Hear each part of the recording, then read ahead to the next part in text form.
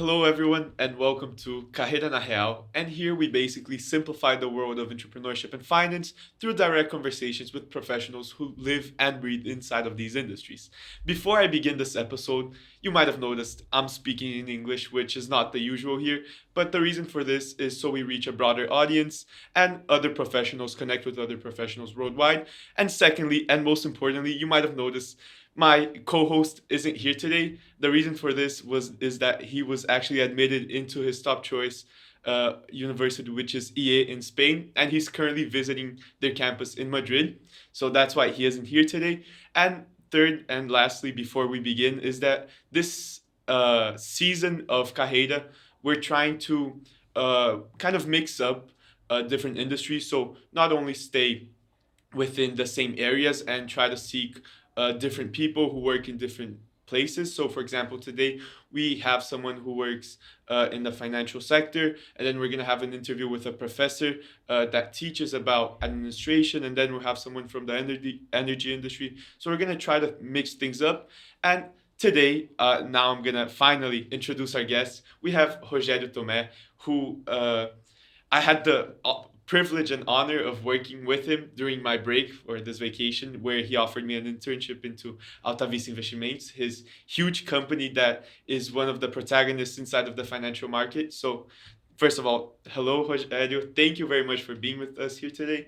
And just to start our conversation, can you tell us a little bit about yourself, about your career, and how did you begin with Alta Vista Investimentos? Sure. First of all, thank you for inviting me and the opportunity of being here talking to your audience. Um, English is not my first language, as you know. So you feel free to interrupt me and say anything that it might be spoken in a different manner to make it more understandable. Uh, well, I started in this financial market. Actually, it wasn't my intention. I am a mechanical engineer and graduated back in 1992. And I started off at the automotive industry. And in 2002, I wanted a career change. So I went to the United States for a full time MBA program at Michigan State University. It was a great opportunity, as you know, living abroad, learning and studying. And from there, I I got a job at Gerdau. Gerdau is a leading company in the steel industry in the south of Brazil. And one day I was going out for lunch at the company, and I invited over a friend that was working next to me. And I said, "Hey, Rui, let's go have lunch." And he said, "Just wait a second. I'm finalizing a buying process of a company here." And I said, "What are you doing? You're buying stocks?" "Yes." And then a parenthesis. In the United States, everybody is used to trading stocks or buying stocks and having stocks on their personal portfolio, investment portfolio. But at the time, not in Brazil. And why? Because we have our interest rates are so high. Why would I take risks on the stock market? I don't know what the interest rates were at the time, but 20% is back then it was not something like awkward. So I asked him, "So how do I do to get started on this?" And he handed over a flyer. You could read, "Learn how to invest on the stock market." Here, no, take the scores. No, those guys are good teachers and experienced, and I took that course. And it's like a virus. People get addicted to cell phone screens.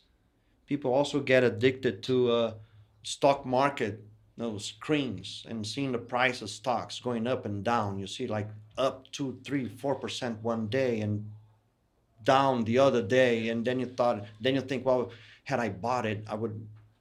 And so I started to get involved with this, and I started my account at the time at XP Investimentos. The course I made uh, was administered by them, and this is how I started off at the investing market, no stock market in Brazil back then. Interesting. And then after, you later moved on to create Alta Vista, right? Like about 5 years after. Yeah, the point was that was 2004, and I started investing on the stock market. I remember it was Itaú, some leading companies in Brazil, Gerdau itself. It's a double risk, right? Because you work at the company and you're investing in it. Like if the company doesn't go well, you may get fired, and your And lose stocks your are. money. So it's kind of risky. But anyway, I trusted the company, and it's still a great company. Um, and 1.5 years later, I was so much into it, so passionate about this, and people started asking me how to do it, how did you start, and at some point, uh, the advisor that I used to talk to at XP Investimentos, he called me and said that XP Investimento was starting a branch in São Paulo. I was in Porto Alegre, but I am from São Paulo. And if you're Brazilian, well, you should know that São Paulo is the largest city, the richest one. The economy is really intense in São Paulo. The Bovespa now was here, is here. So uh, moving, if they are starting a branch in São Paulo, and they already had many branches, but none here. All the branches were down there in the south of Brazil. And when they decided to move to São Paulo, I thought to myself, either I enter this business now, or I'm going to lose a terrific opportunity. So I quit Gerdau, and I moved back to São Paulo, and I entered this business. Today, it's easy to see, oh, that was the right decision to make. Yeah. But back then, Gerdau in the south of Brazil is the top of the food chain. You don't quit Gerdau after you're there. And I was hired as an executive coming from an MBA school in the United States. You don't quit for nothing. And at that time, XP was just a small growing company. And some people thought that was crazy. I thought that was crazy. But I wanted so bad that okay, I'm going to start it, and knowing that there would be no coming back. It was the right decision, and then it's our history of Alta Vista mixed with the history of XP Investimentos. Yeah. So today, Alta Vista is one of the leading companies in the financial market, and it's really hard, right, to grow a company, especially in that sector, because it's all about trust and credibility. Because people don't want to put their money in the wrong hands, right? So I wanted to know, how did you build that credibility for the clients to trust Alta Vista and give that credibility to your company? Leo, that credibility is built in your family. So you have your values, and you will carry them on for the rest of your life, because values are non-negotiable, principles are non-negotiable, and you carry them. And not only on the financial market, but yes, the financial market is very sensitive, and it's very sensitive to credibility, because the most sensitive part in your body, I don't know if you know, but you will, it's your pocket. That's the most sensitive one. So you don't mess with it. It's really sensitive. Um, so um, you build credibility. The easiest and the strongest way to build credibility is to stick to the truth. So If you're telling your client, if you're not just trying to sell it, if you're trying to really put yourself on their shoes and see what they need and align expectations, and it's easy for you to build credibility. It's easier for you to build credibility. For instance, people come to me and asking, well, how much do you think I can make per month? It's the most common question. Do you think I can make 1% per month? We Brazilian, we think like 1% per month is ballpark for everything. Today, it's achievable, but when the interest rates are 6, 5%, 10%, it's not. Yeah. Without taking risks. You always take risk. But then if I really want to sell it, and especially on the stock market, I can promise, I can't, but some professionals would promise, well, you can make 20%, you can make, I don't know how much percent. And then the investor would be inclined to say yes, and you can sell whatever product. And if you luckily make it to deliver whatever you promised or you committed to, okay. But if you're not, then your credibility is gone. So it's the way to build it is to fully explain the scenarios like a lawyer should do to its customer. Like, I can't promise you that we're gonna win this cause, or a doctor should talk to its patient. I cannot promise that the surgery is going to go 100% without a problem, but these are the risks, and you are the one to decide. The stock market or the investment market should be the same. You want to build credibility? I'll just explain fully the risks, the expectations you can get. And then if it goes south, well, and it was part of the expectations. We wanted to avoid it. But the investor would say, okay, you told me that could happen. Yeah. So it was a possibility. Yeah, it makes sense. So that's the way it should go. And as I said, I worked at Alta Vista for some time, and you can see all the 230 people who are talking actively to the clients. You can see they're always like really honest towards the current situation of the country, because they say it to their face. Look, it's really hard for this to happen, for the return to be this high because of the, so I can really back what you're saying, especially in Alta Vista. So I really liked that part of the company. But now let's change a little bit the subject. In the beginning, you talked about how you began in the financial market during a conversation with your friend in a lunch. But for especially us who are 18, 17, 16, we don't really know where to start studying, especially in the financial sector, because obviously in schools, it's not a subject that we don't have a subject about finance, right? Most schools, at least. So I wanted to know, what would you say is a good first step for especially young people to begin learning about the financial market and how investing works? So what's your perspective? There are some. Like, if I would go back in time, what would I do?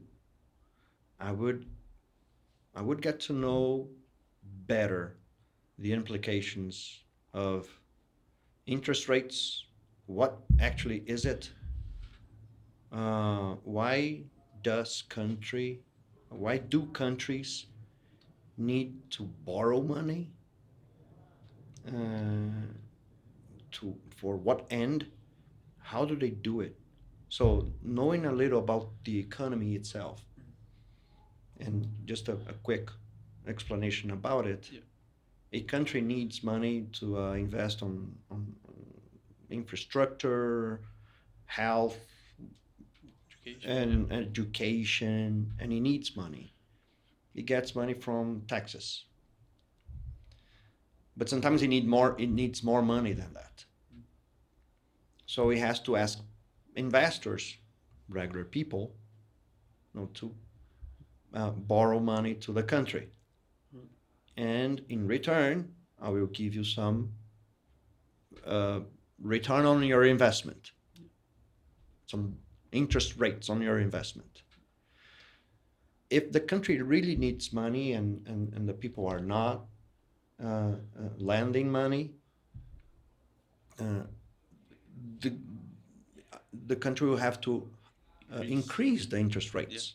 It gets more expensive for the country, but It's what they have to money starts coming in. So you have to understand the dynamics of the economy, inflation, interest rates.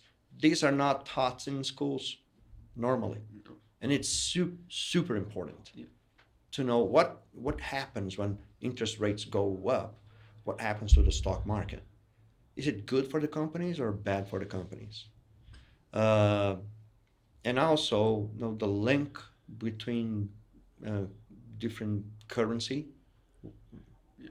So it's important. Interest rates and inflation, it's important. And another step, I would say, having idea of accounting. Yeah. And why accounting? Well, because if I might want to know about the income statement or some balance sheet, some idea. Oh, that's so boring. Oh, actually, it is. But just to have an idea. So this is important. And then you come to know the stock market. This is the fun part. Yeah. No, because it's the easy one. It's like a video game. It's easy. So before you get addicted to it and doesn't really know what it is about, get to know a little bit about fundamentals. I have an example for that, and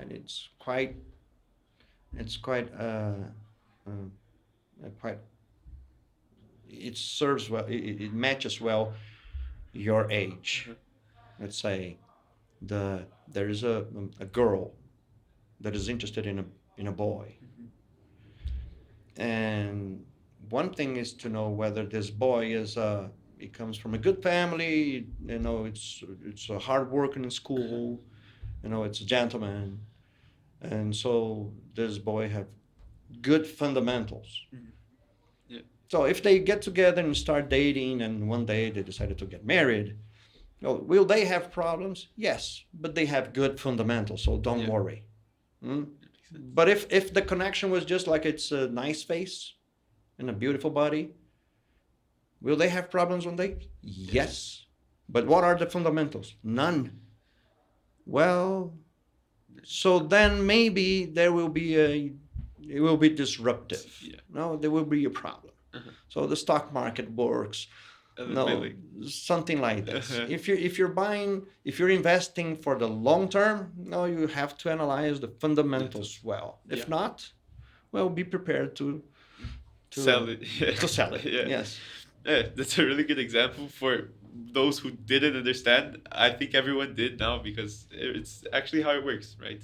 The market is very fluctuous up and down all the time. So now moving on to staying in this topic of the financial market and investing, I wanted to know what you think are the future trends for the market. So you think what's gonna be the new protagonist active of the market right now? Well, by now, everybody should be considering mastering or at least learning about artificial intelligence. Uh, as I was talking to two great friends of mine right before here, as you know, your parents, we were talking about artificial intelligence and the likelihood that professionals that are not uh, used to using artificial intelligence, maybe they will be substituted by those who are. With that in mind, I believe companies that are the source of artificial intelligence, the supplier of it, they will become on leading companies on their shares, their stocks will be will be desired by the by the investors. No. They already are, as we know, Nvidia, and then we have DeepSeek coming into the market and then dropping the prices of Nvidia, as we know, and this is part of the future. I also believe that renewable energy companies related to it also, as you know, like electrical vehicles. Some years ago, you wouldn't much consider about it, but not today. I am a conservative, and I bought one. It's kind of getting into people. So renewable energy, it's important because where all this energy is coming from. So it's another cryptocurrency and tokenization. It is important that you get to know a lot about it. So if you want to enter this market, start off by learning all this new trends. Yes. So, and now to conclude, I've noticed you lost some weight recently. So for you listeners to hearing this question, you might be wondering, like, what is he talking about? But can you just explain a little bit about how that happened and why I'm asking this? Yeah, I know that was a management decision on the company, and also to make Alta Vista a nice place to work. And that is important, that you pick a place where you like to work, because most of your life you will spend at work. So I challenged some colleagues, because our company, we render advisory services on the financial investment market. And we attract customers, right? Attracting customers and customers money. That means prospecting customers, prospecting money. This is key for our business. Today we have 15 billion reais from these customers, and we take care of. So I was challenging people, because this last year was a tough year in general. That in 2 months they had to prospect this specific amount of customers and money, and I would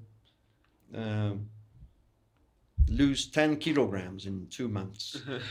I wanted so, and the point was, if they reached their target, but I didn't reach mine, I would pay 1,000 reais per kilogram to each one of them. And they were 25, 30 people or so. So I had a lot in a lot in game. Yes. And the fun thing is that close to the end of it, one of the colleagues, one of our advisors, came to me and said, "Rogério, I already reached my target. How much do you owe me?" I said, "Nothing. It's not over yet. We have 2 months. No, I have still 10 days to go. And don't worry, you're gonna make anything, because I'm gonna reach my target too, so I won't have to pay." And that was fun, Leo. But the most, I had some lessons out of it. Aside of the challenge and the good mood on the challenge, and some lessons were, I wanted, and I believe I'm not the only one, I wanted to lose some weight for a very long time. And many people want to lose weight for, I don't know, every January 1st, they say, I'm going to lose weight, or every weekend, they say, I'll start on Monday. So I wanted to lose weight for some time. So what did I do? At some point I said, okay, I'm going to make it public. So I gathered these guys and I said, I'm going to lose, and be specific. I'm going to lose 10 kilograms in 2 months. It's not like I'm going to lose 10 kilograms someday. Oh, I'm going to lose some weight in 2 months. that doesn't help. Like 10 kilograms in 2 months. First, be specific. This is important. Yeah. Make it public, because when you make it public and it connects to the credibilities you're talking about. Yeah. Well, you make it public, you better achieve it. Otherwise, your credibility goes to the ground. Yeah. Make it public. And then have something to lose and not only something to win. Yeah. Because I have nothing. If I win 10, okay, I make 10. But maybe if I don't make 10, I'll keep the same way I am today. Yeah. But I have nothing. If I lose 10, I don't want to lose it. Yeah. So this is some sort of psychological financing. So if you make it specific, public, something to lose if you don't, something to win also, because I lost weight. And it's good. Yeah. And then you can make it. Yeah. And it was fun. It was fun.